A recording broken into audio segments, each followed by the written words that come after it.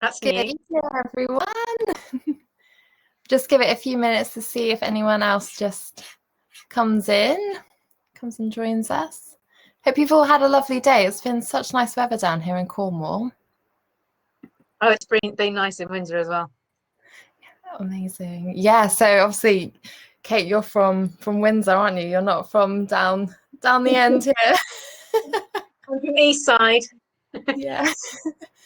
Lovely. It was nice to see some familiar names as well. Hi, Beth, Lily, Kim, Jean, Peter.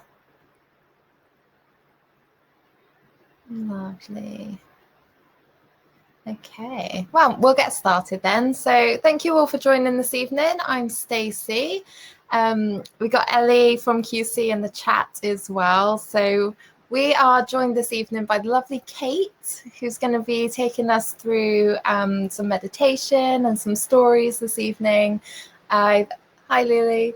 I actually attended this workshop from Kate back in January, so I can assure you that you're going to feel so peaceful and relaxed afterwards. So just to do a little bit of housekeeping before we begin. So we can't see you on camera, you're not on microphone, but there is the chat feature. So if you'd like to share any thoughts or any comments or have a little chat amongst yourself, ask any questions, then please do. This session is also recorded, so you will receive a live, not live, we're live right now. You will receive a replay of this workshop afterwards, which you can kind of watch and come back to at any time that you like as well. So I think that's all from me. So if you're ready, Kate, we'll pass on over to you to get started. Brilliant. Thank you so much, Stacey and Ellie. Thank you for inviting me along this evening. And it's a privilege to be able to talk to you guys about stories. I love storytelling, and I don't know many people that don't like a good story.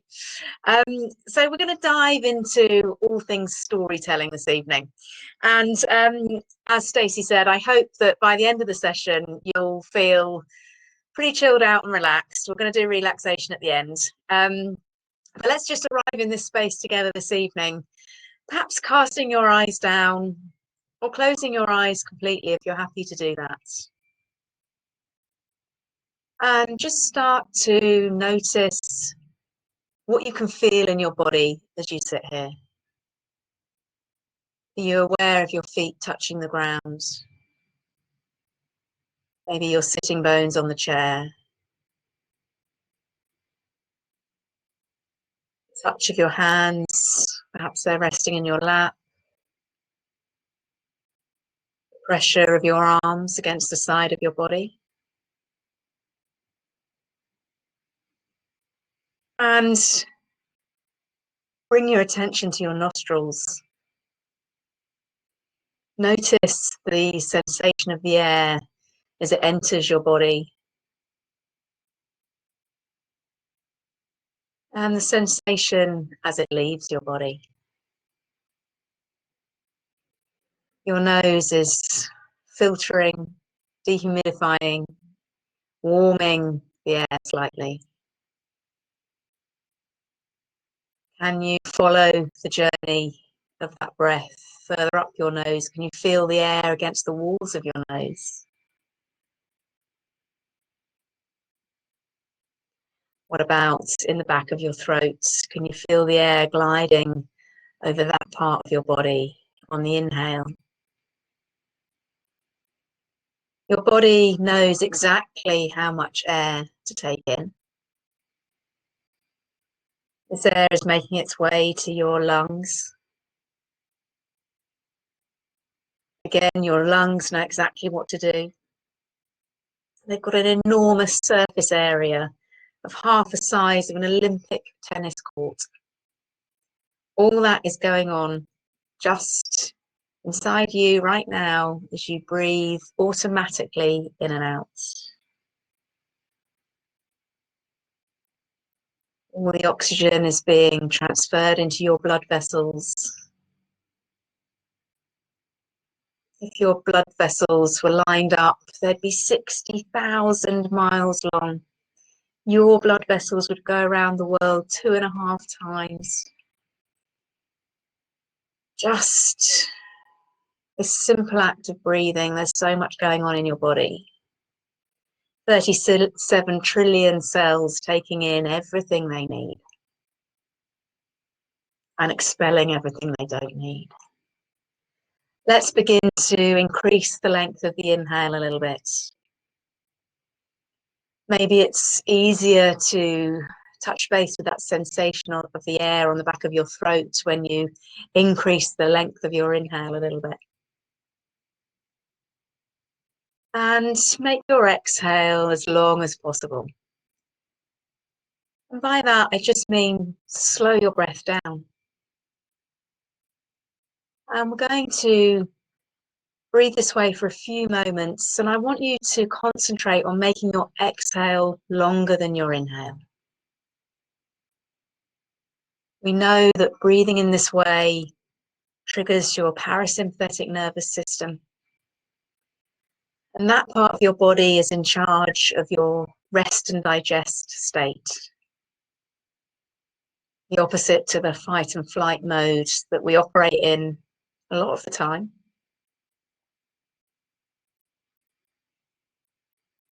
And making these exhales nice and long and slow automatically calms the heart rate. The adrenaline and cortisol in your brain is reduced. The amount of oxytocin in your brain, the feel-good hormone, is probably going up as you listen to the sound of my voice. And whenever you're ready, allowing your breath to return to its natural rhythm.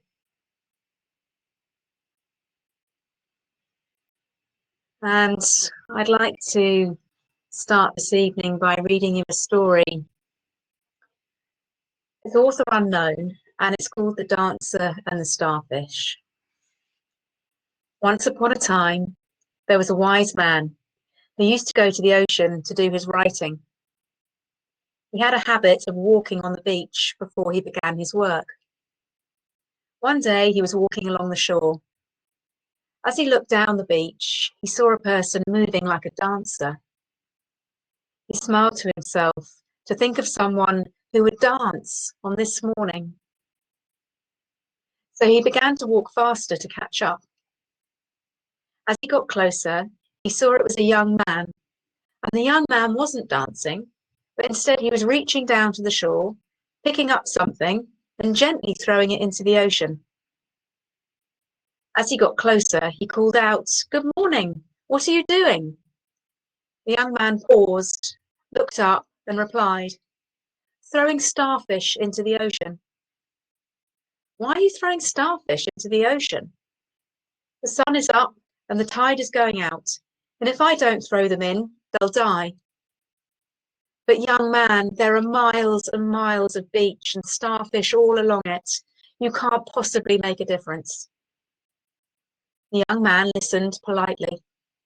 Then he bent down, picked up another starfish and threw it into the sea, past the breaking waves, and said, "It made a difference to that one."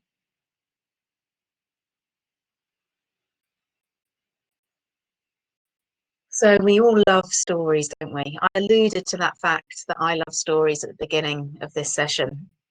And I'm sure that you will have memories of stories being read to you, whether it was by your carer or in school, or maybe you remember Jackanory on TV. I love Audible, the spoken word app. I'd be lost without it. I still like having stories read to me. I remember my mum telling me when lights out had to be, and I had a torch by my bed, so I would get my torch under my covers, and I have a distinct memory of reading The Magic Finger by Roald Dahl whilst eating satsumas under my duvet in the dark with my torch out. I think I was about 7 because we still had the bunk beds in my bedroom. Why do we love stories so much? I think it's twofold. I think we have this innate sense of curiosity. But I also think we like to escape, and I still like to escape in a good story. But stories originate back thousands and thousands of years, as I'm sure many of you know. And the first stories are said to have been found 30,000 years BC. And these were cave paintings.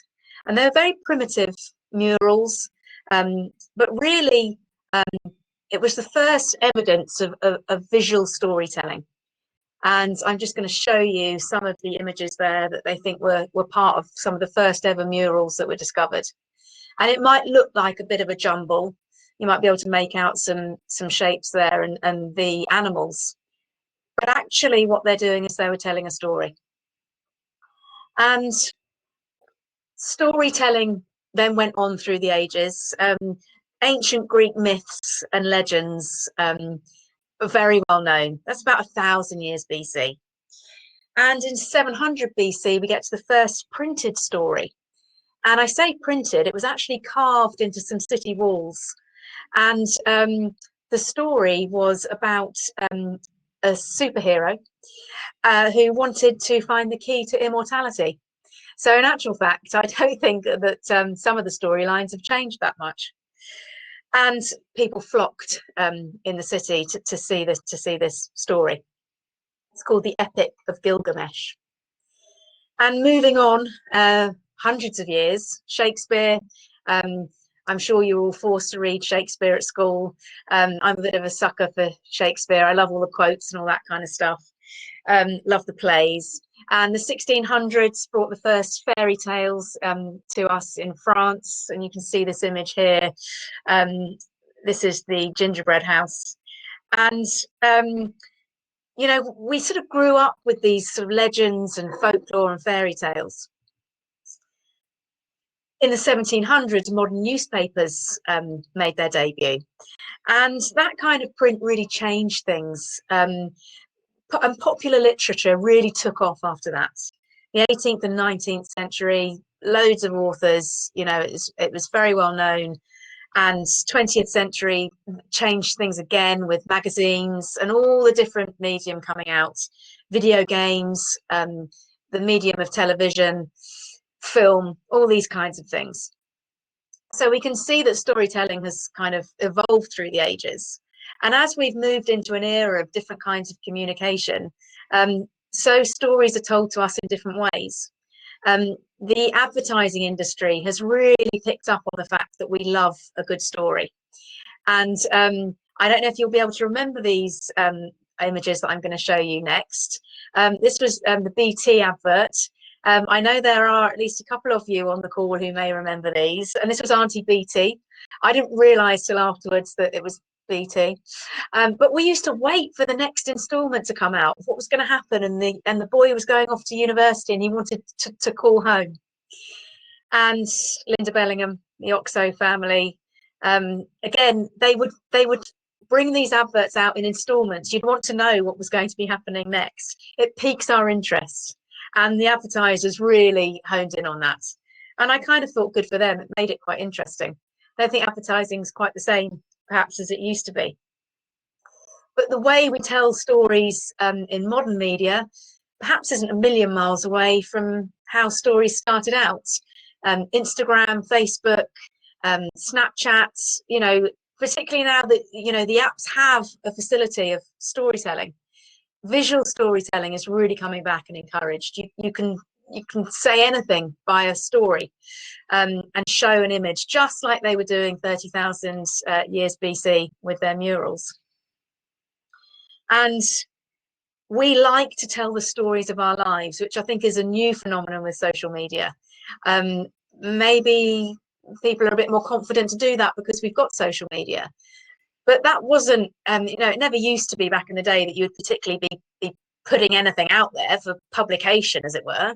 But we do all the time now, and we think nothing of it to take a snap of our garden and flowers, our breakfast, anything. You know, there's no rules, are there? Pretty much. You can put whatever you want.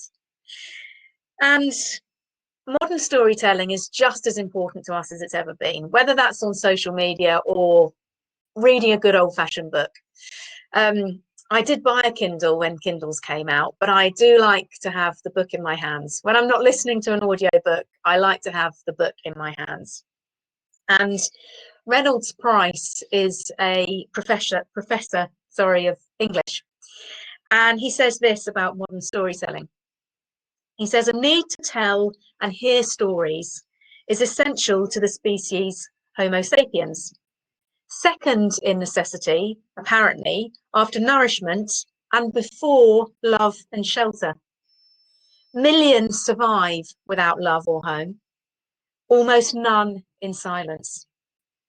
The opposite of silence leads quickly to narrative, and the sound of story is the dominant sound of our lives. And it's really interesting, isn't it? We don't live in silence. Humans aren't made to live in silence. And as soon as we can, we like to tell a story. And Esther Choi is a professional storyteller. Can't get my words out this evening. And she said this in 2017. She said, in contemporary life, people will seek to fill story vacuums with oral and written stories. In the absence of a narrative, especially in an ambiguous or an urgent situation, people will seek out and consume plausible stories like water in the desert. It's our innate nature to connect the dots. Once an explanatory narrative is adopted, it's extremely hard to undo, whether or not it's true. So we're sort of holding on all the time. We want that story to be there. When there isn't a story, we're making one up in our heads. And if there's silence, we want to fill that vacuum. Some of you know that I'm a lawyer. I've worked in criminal defence for 20 years, and the number of police interviews that I've sat in, that the police will ask a question, and my client's sitting there, maybe sweating a little bit, and they will leave gaps, and those gaps are designed because the suspect usually can't bear the silence. I'm sure you'll have seen similar tactics being employed in films and TV programs. So I'd like to tell you a story now, and it's only got 4 lines. But what I want you to do, I'm going to tell you the story, but I'm going to tell you the story one line at a time. And I want you to notice exactly what thoughts and images come into your mind as I tell you the story line by line. And we'll see if Esther Choi is right about filling story vacuums. So this is the first line of the story. John was on his way to school. And I want you to just conjure up in your mind what that says to you. Okay, think about it. Everyone's going to have their own imagination going here. Use it to the best of your ability. Notice what you've conjured up. He was worried about the maths lesson. Does that change your image of John at all? Perhaps you had decided how old John was. What's he wearing? What's he look like? All this kind of stuff. Notice what your imagination is doing. He was not sure he could control the class. What's going on with your narrative that you might have in your imagination? It was not part of a caretaker's duties. I don't know about you, but the first time that someone showed me this story, I started off with John, in shorts with a little backpack, skipping on his way to school. And then he's a bit all sad because he's got a maths test, and I hated maths tests. And then I realised, oh my goodness, he's a teacher. And then perhaps not a very effective one because he can't control the class. And then, of course, he's the caretaker. But we fill, I don't know if you guys did it or not, but we fill the vacuum with narrative. It's in our nature. It's in our DNA that we are going to fill in the gaps with these things. And the point of me showing you that story was really to demonstrate that even with a limited number of facts, our minds spin out into all sorts of directions, other ideas. And this often happens in real life, except the ideas that we spin out and all this narrative that we create, we think that's the truth. And I want to introduce this concept to you that our thoughts aren't necessarily the truth. And this really floors some people. Our thoughts aren't necessarily the truth. And we have loads of thoughts. There are different studies and there are different experts with how many thoughts we have a day. Some say around 80,000 thoughts. And some say that around 80% of those thoughts we've had before. And it's also been said that around 80% of those thoughts are negative. So those thoughts may be about all sorts of things, but a lot of the thoughts we're having, we are actually being quite critical towards ourselves. Eloise says, this is so true about narrative. Relatives do this about your life when they live a long way away and don't know anything much.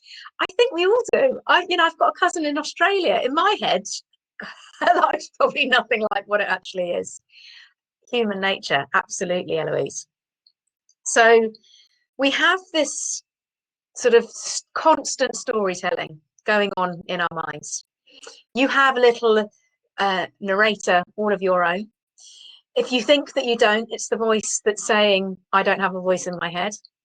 That's the one I'm talking about. And I like to call mine my roomie. I've made friends with my roomie. My roomie used to be, well, a real cow, I'll be honest with you. Really, really negative all the time. And then I became aware of what I was saying. And I've done my very best to try and influence the internal narrative that I have. And this sort of chatter that's going on 24/7. I mean, sometimes the roomie can be pretty quiet. Other times she is really going for it, full volume. This internal chatter, as I said, can often be very, very negative. And one of the things that I've spent a lot of my life saying to myself is that I'm not good enough and I can't. And this is a pattern. The more you say it into yourself, the more you believe it to be true.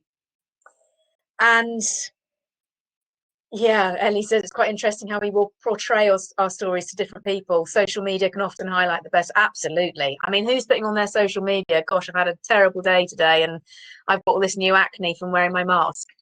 It's a very personal share, but I have.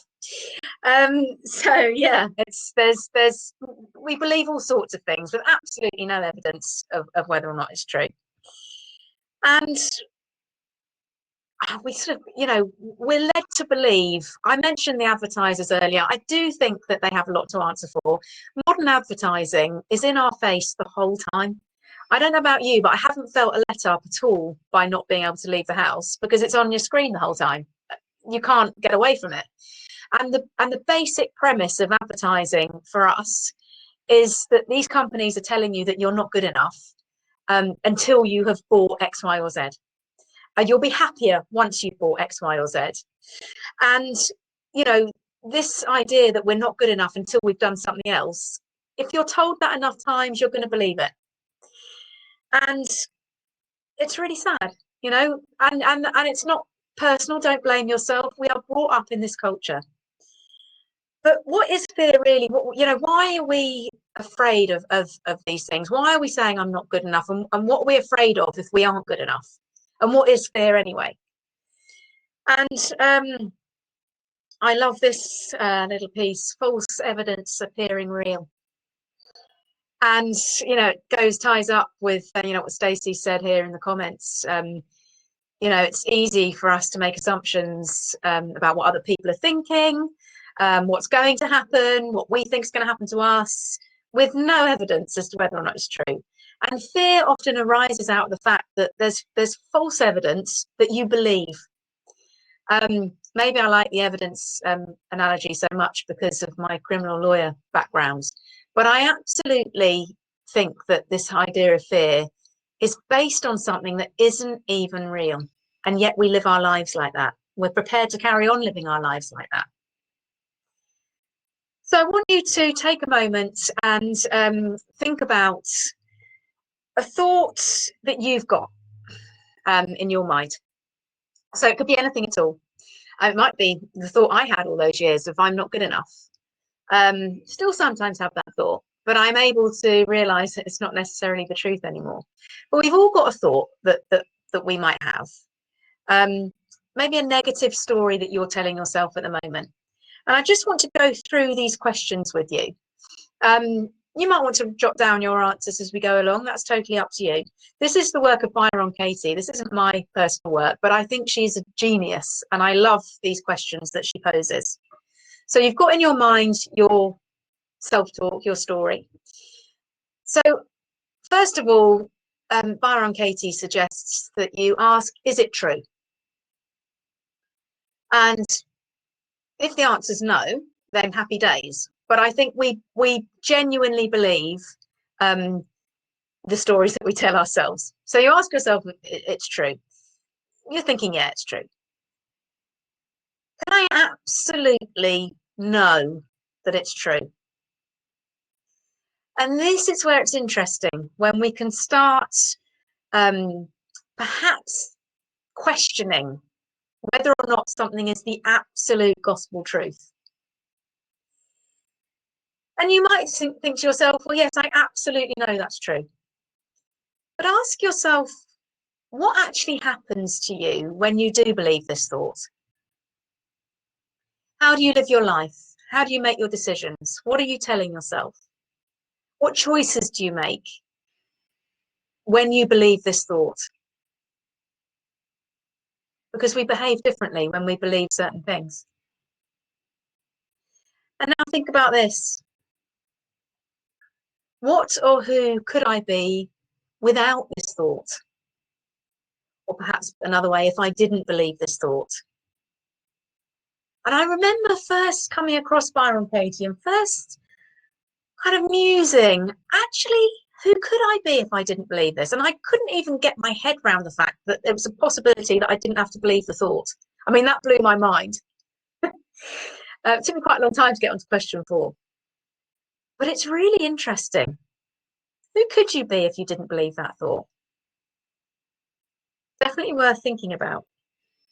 And unpacking these stories that we tell ourselves can be so, so powerful. And letting go of some of these thoughts that we're so married to. Some of these things we'll have been telling ourselves since we were old enough to speak. And depending on how old you are, that could be decades worth of believing the same story, day in, day out. It's part of, you feel like it's part of you. Question it. And it is possible to change our inner dialogue. Speaking from completely personal experience here. If you've got an awareness of what you're telling yourself, if you understand that your thoughts aren't the truth, if you've got a choice about what you're telling yourself, you can change your internal narrative. I often say that the words we tell ourselves become the house we live in, or sometimes even the prison we live in. And we carry around these stories from way back. From my stories go back years and years and years. And they stayed with me. And it's only since I started my journey on my mindfulness journey that I've really been able to actually question these things. One of the stories that really stuck with me was an employer who brought me into his office one day. And I can't remember why he'd called me in the first place, but he was a practice manager, and he was loathed amongst the staff. No one liked him. And I remember him saying to me, Kate, on a scale of 1 to 10, you're at 0. Right, this is my employer. Tells me I'm at 0, and you will always be at 0. And he told me to leave his office. And you know, I was 22, 23. That was really powerful. I had to battle against that to, you know, and you know, I'm telling you that story now, so it's still in my mind. But yeah, unraveling these things, as Stacey says, is it takes time, practice, and absolutely it takes strength. But you can start making changes with little small steps, little things. Notice what you say to yourself often, and just start to change those words. There are a lot of can't, a lot of should, a lot of maybe there's something you call yourself when you've slipped up on something or you've made a mistake, and there's some word comes out, you know, derogatory term that you've just automatically slung at yourself. If you spoke to your friends the way we speak to ourselves, you know, we wouldn't have any friends. We would left. You know, it's pretty nasty, the things that we're constantly telling ourselves. And you need to build this awareness of what you're saying to be able to change your narrative. I want to mention Jim Lur. He's a coach, and he actually works with sports people. So he has worked with 17 number ones. So he's really at the top end of his game. And the reason why people like him so much is because it's all about mindset. And he really recognizes that it's about changing your mindset. The work he's done is absolutely fascinating. And he says this, he says, the power broker in your life is the voice that no one else ever hears. In other words, the voice in your head. How well you revisit the tone and content of this private voice is what determines the quality of your life. It is the master storyteller, and the stories we tell ourselves become our reality. And I think there's a reason why he's coached 17 people to get to number one. Because if you can believe you can do it, you know, if you're a world-class athlete and you're not number one, that slight push to get to be number one, it's all in there. It's not to do with your physical performance anymore. It's all to do with your mind state. And we have the ability to change what we tell ourselves. So on that note, I'd love to guide you through a meditation. And it's going to be along this theme. And please feel free to take a lying down position. Stacey's just totally given away there that she's got her cozy pajama bottoms on. We'll edit that out for the recording, Stacey. I hope all of you are in your pajamas. Gosh, I don't think I'll ever be brave enough to come on screen in my pajamas, but I hope you're wearing yours. Anyway, wherever you are, I'm going to invite you to lie down. And Eloise, I'm really glad you're in your PJs. And yeah, it's, gosh, the health side of this is a whole other matter as well. Kay's in bed. I love it. I love it. I love this platform of you guys not being on camera. It's so delicious. So just arrive in your lying down position and do grab a blanket, or even better, your duvet. And I mean, if you're in bed, I hope that it's deliciously comfortable. But if you're on the floor, just check in with your lower back. Just make sure that you're comfortable. You might want to put some cushions or pillows underneath your knees. That can feel super luxurious and also protect your lower back. And if you're in discomfort with your back, lie on your side, or maybe have your knees bent and your feet closer to your body, hip width apart, and allow your knees to fold in against each other. And having your arms perhaps a little way away from your body and your palms facing the sky. And know that you have nowhere else to be right now. You have nothing else to do. And nothing is more important than this time for yourself this evening. You have no opinion to have. There's no judgment here. And I'm going to invite you to not judge yourself. So allow your body to start to relax. I'm going to ask the body to relax in a particular order. When I ask you to focus on a part of your body, see if you can take all your attention to that part. Know that you have the ability to identify tension, and you have the ability to let go of that tension. Allow yourself to surrender to the surface that you're lying on. Allow your body to sink into the surface beneath you a little more. Feel completely held in this moment. And know that you're in your safe space.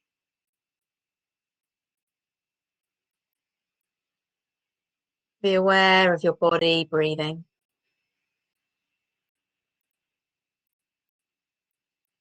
And I'd like you to take your attention to your right foot. I'd like you to consider what you can feel in, on, around your right foot right now. Maybe the blanket or the duvet or socks, the pressure point of your heel touching the surface beneath it. Maybe there are tingling sensations as you focus only on your right foot.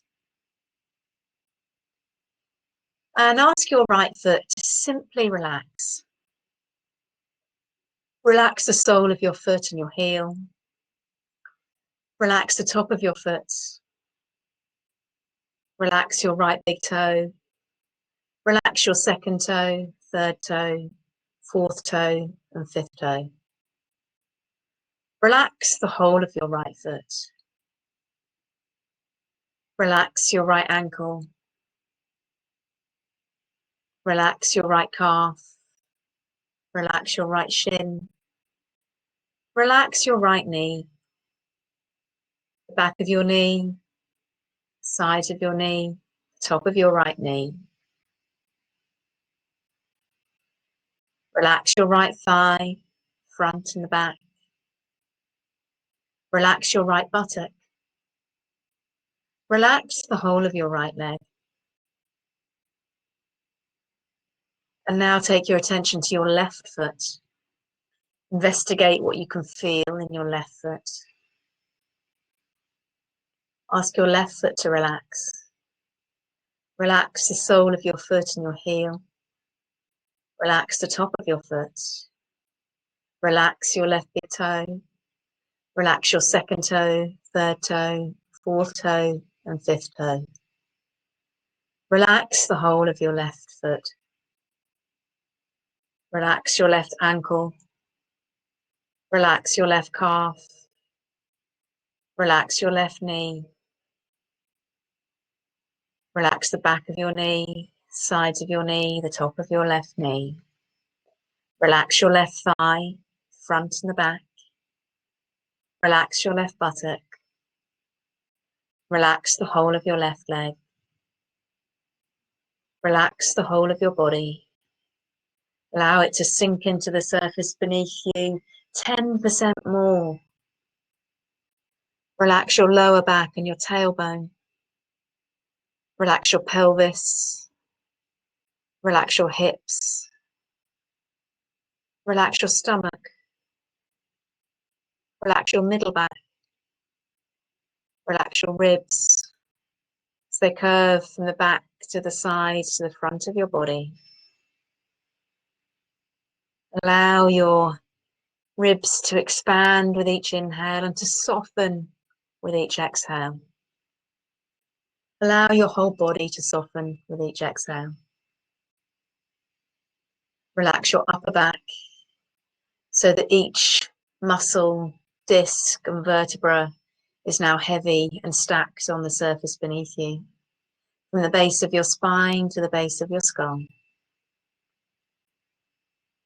Relax the whole of your chest cavity. Relax the front of your chest. Relax your collarbones. Relax your shoulder blades. Relax your shoulders. Relax your throat. Relax your neck.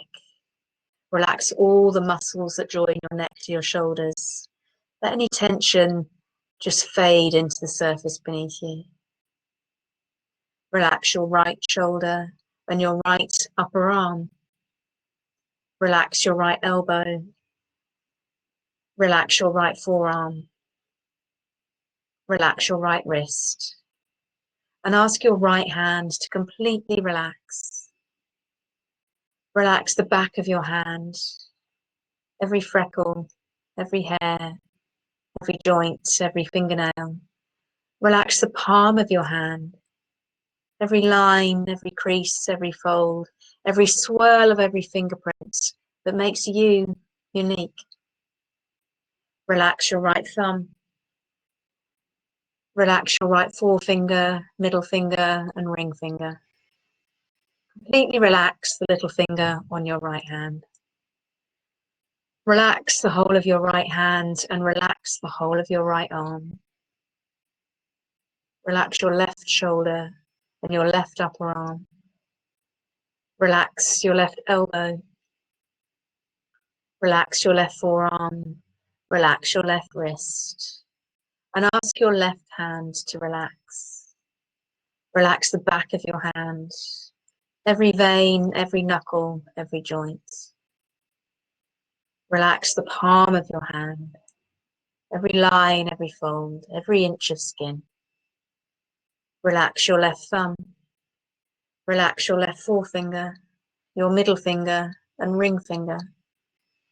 Completely relax the little finger on your left hand.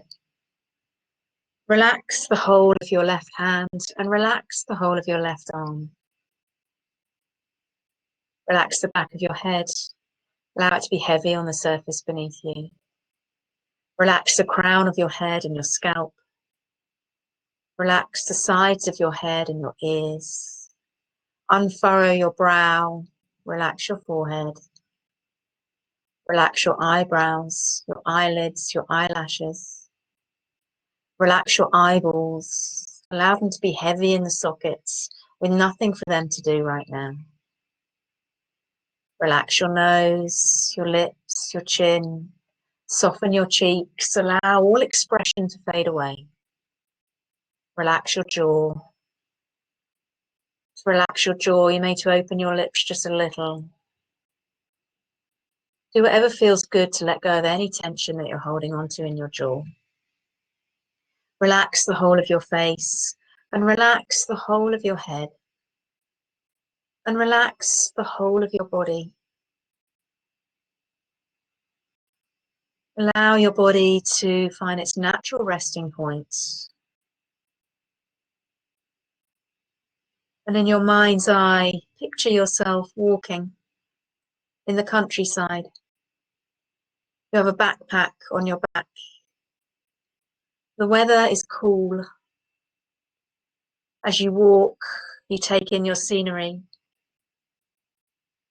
Take a moment to drink in everything you can see. All the fields, maybe they're green or ploughed. Trees, a moody sky full of heavy clouds. Maybe there are streams or a river. In your mind's eye, stop walking and close your eyes and listen to everything that you can hear in this countryside that you're standing in. Perhaps the sound of water or the wind in the trees, bird song. Maybe it's a farming area. You can hear sheep or cows. Notice what you can feel as you stand here. Maybe the wind on your face, the feeling of your warm clothes on your skin, your feet in your boots. As you consider what you can feel, you notice that rain starts to fall very gently. A light, misty rain. Notice how it feels on your face and on your hands. And the rain starts to fall a little more heavily. And you head to a nearby forest where the trees might give you shelter. As you arrive in the woodland, you inhale the smell of the forest. Damp and earthy, but it's dry in here. You can hear the rain on the leaves of the trees. Underfoot, the leaves and the earth feel soft and springy. And you follow a path as it weaves its way upwards. And the steeper the path gets, the heavier your backpack feels. And your backpack is full of your stories. You used to have a small shoulder bag for your stories, but eventually there were so many you had to get a backpack. And you've kept filling it up. And it's got very heavy over the years. And as you walk up this path now, You notice that you're walking to accommodate this bag. You're slumping forward, slumping over your heart. It's harder to breathe as you put so much pressure on your respiratory system. The stories in your bag are literally weighing you down. You sit on a log for a moment to rest. You contemplate all the stories in your bag. What are you carrying around with you? The stories could be anything at all. My mum put pressure on me as a child to stay slim, and now I've got issues with food. My dad didn't see me, or my dad walked out, and now I feel a lack of a male role model. Or my mum walks out, I've got a lack of a female role model. The guy or girl I went out with emotionally took advantage of me, and now I have trust issues. I was bullied. I was never chosen for the sports team. I didn't get a place at university that I wanted. I cheated. I never won that music award. I was told I'd never make money with my art. I took drugs. I should have done this. I should have done that. So many stories.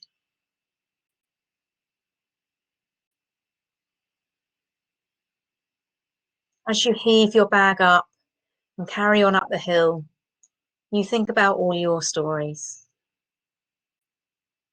Everyone's stories are different. Do you really need any of your stories? Aren't you getting tired of them? Do they really matter?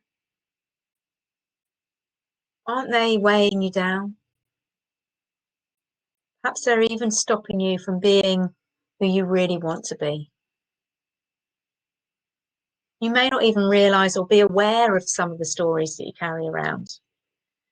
And perhaps they just show up as a general unhappiness that you can't explain or understand.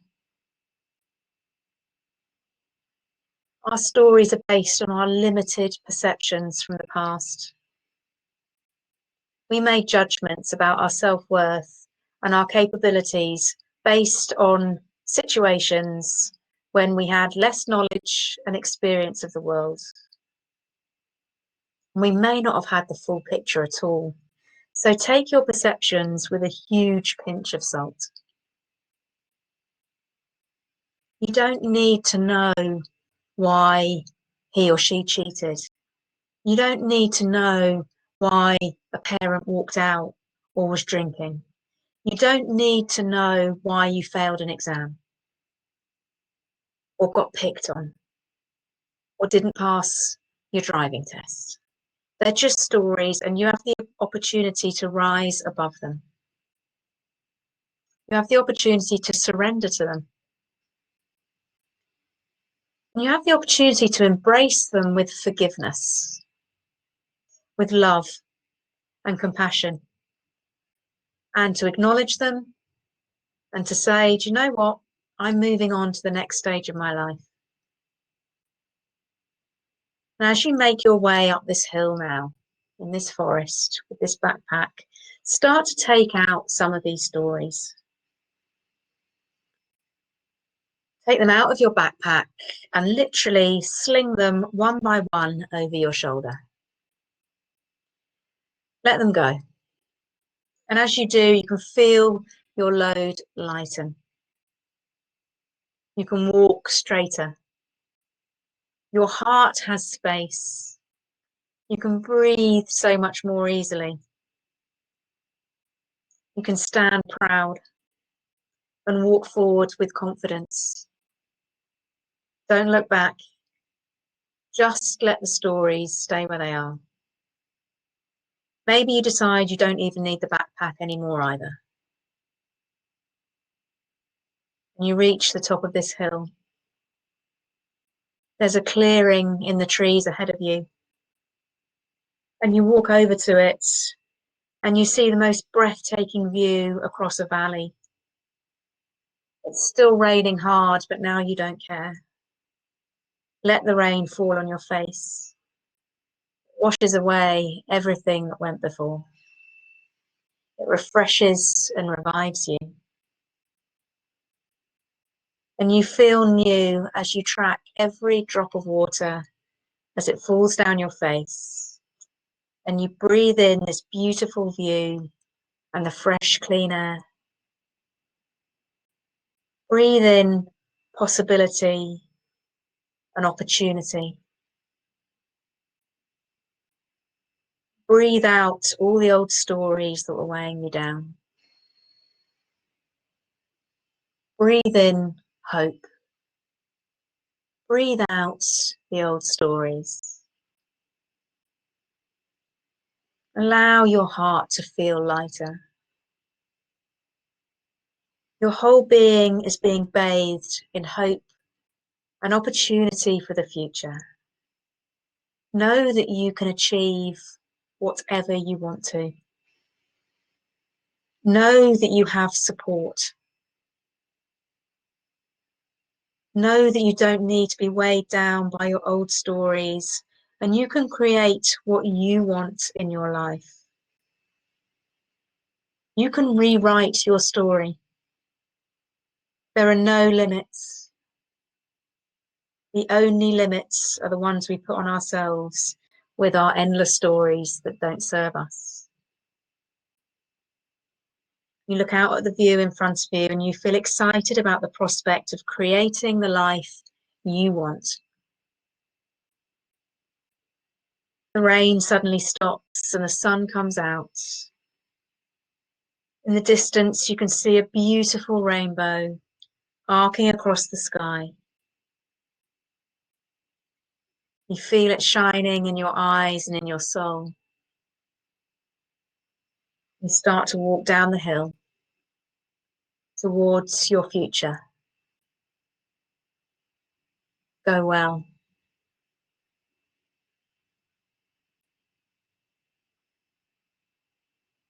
As you continue to lie here, just be aware of your body lying here.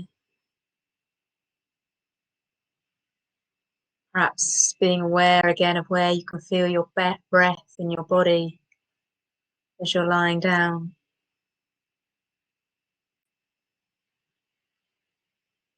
You might like to come to lie on your right-hand side. Make a cushion for your head with your hands.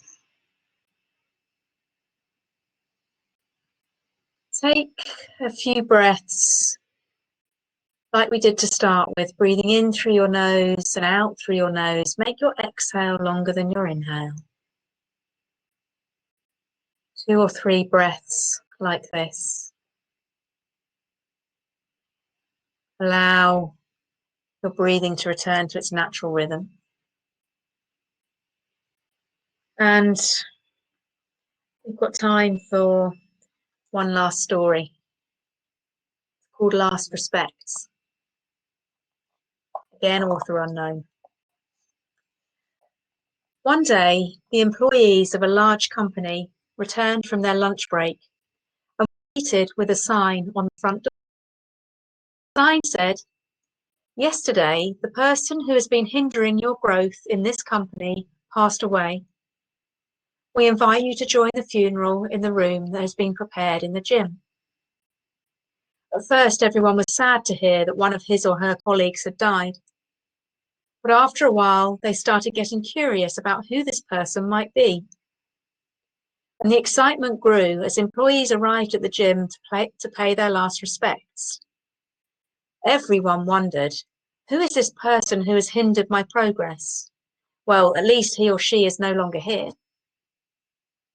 One by one, the employees got closer to the coffin, and when they looked inside, they became speechless. They stood over the coffin in shocked silence, as if someone had touched the deepest part of their soul. There was a mirror inside the coffin, and everyone who looked inside the coffin could see himself or herself. There was also a sign next to the mirror that said, "There is only one person who is capable of limiting your growth. It's you."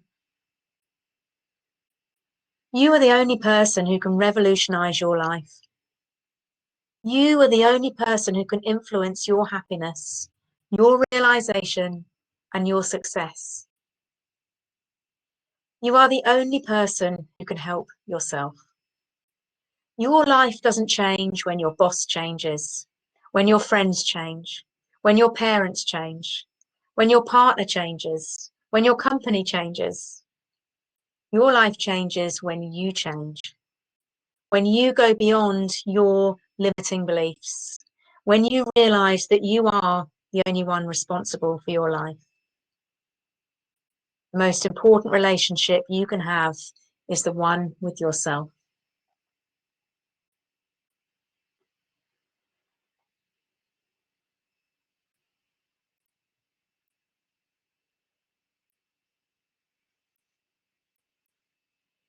Whenever you're ready, making some small movements, moving your fingers and toes. Maybe yawning, stretching, rubbing your eyes.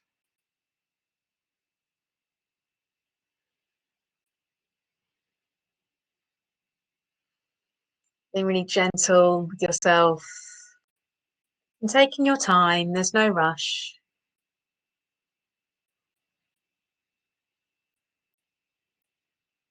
I wanted to leave you with this quote by Tony Robbins. A wise man indeed, it seems. Change your story, change your life. Divorce the story of limitation and marry the story of the truth, and everything changes. And if you're wondering what the truth is, that's a lifelong journey, my friend. We'd all like to know that, but we're all on our own journey of discovery. It's nice to be on the journey with somebody else. So thank you for joining the group this evening. And we've got a few minutes left. So if anyone has any questions they'd like to ask in the chat or comment them, please feel free.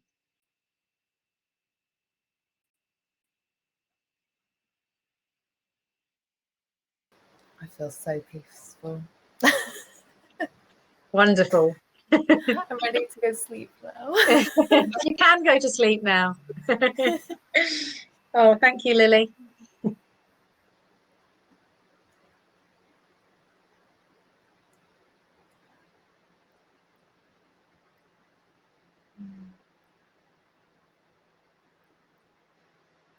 I've got visions of everyone curled up, cozy. I can imagine everyone's feeling just like, I know. And there's no obligation to come back to the screen. Crikey, please don't feel like you have to come back to the screen. Ellie, thank you so much. That's sweet of you. It's been my absolute pleasure tonight, everybody. So thank you very much. I feel privileged to be here, and I hope that our newfound friendship continues. Quiet Connections. Yeah, thank you so much, Kate, for coming on and sharing that with us. I don't really have any words right now because I'm just in such a calm state. Thank you all so much for coming along and for taking part in this workshop this evening and sharing this space with us all. Oh, thank you everybody. Okay. Hopefully I'll see you soon. Thanks, Kay. Thanks, Lily. Thanks, Beth. Writing things down is so powerful as well. Making Absolutely. lists of these things and jotting them down can be really super powerful. I think that's always the first step, isn't it? Is just becoming aware of what those stories are in the first place and then starting to question them. Definitely, facing up to them. Yeah. Amazing. Okay. Well, when we close this session, you'll be redirected to sign up for next week's free workshop. If anyone wants to come along to that, that's going to be delivered by Ellie, and she's going to be looking at, correct me if I'm wrong, Ellie, we're going to be looking at the quietness in nature. My mind has gone completely blank right now. But yeah, have a read of the description, and if you want to come along, please do. It's real something. The way that nature communicates, yeah. Wow, interesting topic. Yeah, it's gonna be lovely. There's World Earth Day next Thursday, so it's very nice apt. Yeah. topic. Amazing. Okay. All right. Well, I hope you're all feeling nice and calm for the rest of your evening. I imagine you're all going to have a good night's sleep as well after that. I hope so. Lovely. Okay. Well, thank you all so much, and yeah, we'll see you next week if you're coming along. And thank you again, Kate. It's absolutely wonderful. Thank you. Bye. Bye.